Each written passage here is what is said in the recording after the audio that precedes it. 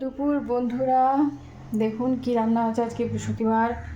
তো একটু পায়েস করব, দুধ একটু বেশি জমে গেছে।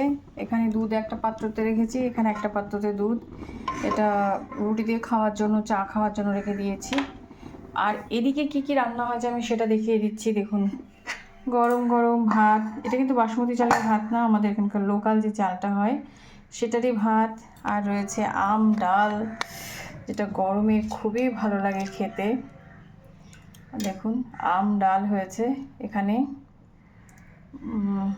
আর হয়েছে এখানে হচ্ছে বেগুন ভাজা করে রেখে দিয়েছি। একটা বেগুন ছিল, সেটা ভাজা করে রেখে দিয়েছি।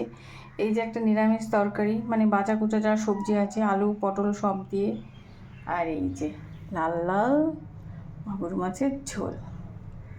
ব্যাস, এই হচ্ছে আজকে দুপুরের মেনু। ভিডিওটা ভালো লাগলে অতি অবশ্যই লাইক শেয়ার সাবস্ক্রাইব করে চ্যানেলের সাথে থাকবেন, পাশে থাকবেন। টাটা।